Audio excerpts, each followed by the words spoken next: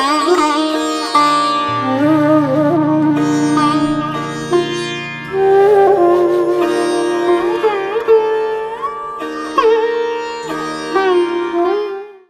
का मतलब होता है रूपांतरण। रूपांतरण कायाकल्प बोलते हैं हम लोग। कल्प भी दो तरीके से होते हैं, एक शारीरिक और एक मानसिक। प्रयागराज में जो कल्पवास होता था वो शारीरिक और मानसिक दोनों होता। मदन मोहन मालवीय जी का नाम आपने सुना होगा।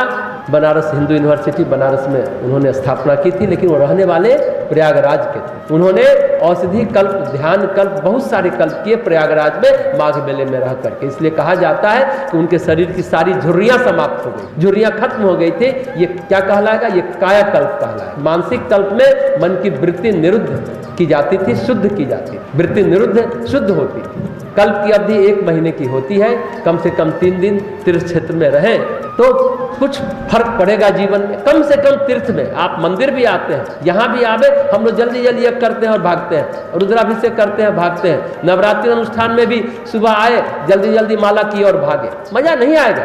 आप गोते लगाइए, यहाँ पर ज्ञान का, कर्म का और भक्ति का संगम है। ये गायत्री शक्तिपीठ का खास कर ये उपासना कक्ष, आप यहाँ बैठिए। यहाँ हजारों नहीं, लाखों नहीं, करोड़ों मंत्रों का जप हो चुका है। ये तीर्थ हो गया है। सकारात्मक ऊर्जा, दिव्य ऊर्जा, डिवाइन एनर्जी यहाँ है। आप बैठने मात्र से आपको लाभ मिलेगा। सांस ले रहे हैं तो अंदर की नेगेटिविटी चली जाएगी। ये पूरा क्षेत्र, अब इतना साधना से, इतना रुद्राभिषेक, इतना यज्ञ हवन हुआ, तो निश्चित रूप में पवित्रता, दिव्यता का यह स्थान हो चुका है। यहाँ बैठने मात्र से मनोमालिन्य, तनाव दूर हो जाता है, डिप्रेशन दूर हो जाता है। कल्प की अवधि जैसा हमने कहा 1 महीने की होती है, लेकिन कम से कम तीर्थ क्षेत्र में 3 दिन जरूर रहा की। प्रयागराज एक ऐसा ही तीर्थ है जहाँ कल्पवास का विधान है, जिसमें कि हम आध्यात्मिक और औषधीय प्रयोग में स्वयं को समर्पित करते हैं। अन्य तीर्थ में कल्प होते हैं, लेकिन प्रयाग ही निश्चित तीर्थ क्षेत्र है जहाँ कल्पवास का विधान है। कुछ अनोखी साधनाएं, कुछ अनोखी औषधियाँ, दोनों के साथ बड़ी सुनिश्चित विधि और बड़ी वैज्ञानिक जीवन शैली को, जीवन क्रम को जीते हैं, अनुशासित तरीके से जीते हैं, तो समझे कि हमारा कल्प कहलाता है। एक शरीर कल्प, एक आध्यात्मिक कल्प, यानी एक तन का कल्प, एक मन का कल्प। हाँ, औषधियाँ भी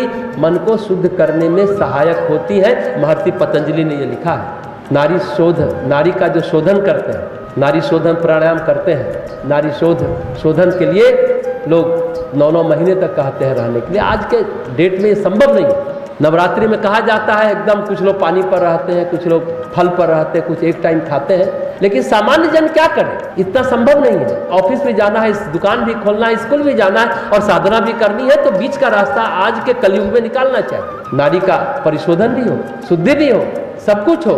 नारियों में जो बल बह रहा है उसको निकालने के लिए औषधि कल्प जरूर कीजिए। 9 दिनों में हम लोग प्रतीक के रूप में क्या करते हैं? प्रतिदिन साधना के बाद हम लोग नीम का पत्ता, मिश्री और काली मिर्च सबको कहते हैं आप खाइए। इस समय जैसा हमने कहा, नवरात्रि क्या है? शीत ऋतु जा रही है, ग्रीष्म ऋतु आ रही है। शरीर हमारा किस तरह उसको एडजस्ट करेगा, ग्रीष्म ऋतु के लिए कैसे तैयार हो? ये 9 दिन संक्रमण का काल है। बिना लहसुन प्याज, बिना मसाले का खाना या उपवास करके अपने शरीर को ग्रीष्म ऋतु के लिए तैयार करते हैं। ये वासंती नवरात्रि है। और आश्विन नवरात्रि में ग्रीष्म ऋतु जा रही होती है, शीत ऋतु आ रही होती है, तो उस समय 9 दिनों तक उसी तरह का हम लोग क्रियाकलाप रखते हैं। शरीर को एक शारीरिक दृष्टि से भी नवरात्रि का ये महत्व है और मानसिक दृष्टि से भी महत्व है। अंतर्मुखी होकर के अपने चित्त को निरुद्ध करते हैं, शुद्ध करते हैं। तो ये बातें हैं नारी शोधन, नारियों को शुद्ध करते हैं। नारी में जो मल बहता है, जन्म जन्मांतर का जो कुसंस्कार है,